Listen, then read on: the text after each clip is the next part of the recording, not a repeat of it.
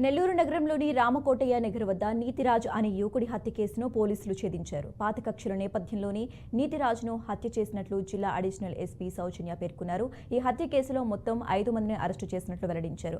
ఈ కేసును ఛాలెంజ్గా తీసుకున్న పోలీసులు గంటల వ్యవధిలో ఛేదించి నిందితులను అదుపులోకి తీసుకున్నారని ఏఎస్పీ వివరించారు. అలాగే ముద్దాయిలకు గతంలో పాత కక్షలు ఉన్న నేపథ్యంలో ఇది ఒక రిటాలియేషన్గా ఇతన్ని చంపడం జరిగిందండి.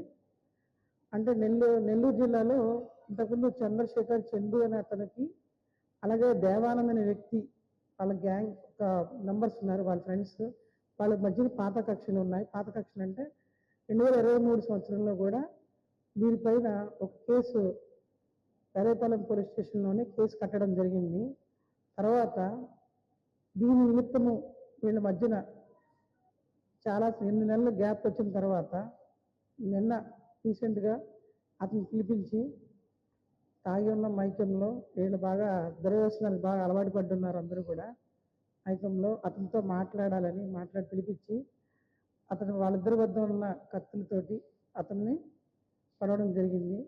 ఇది పొడిచిన తర్వాత నిందితులు ఎవరైతే ఉన్నారో 4 నిందితులు ప్లస్ ఇంకొక అతను 5 నిందితులు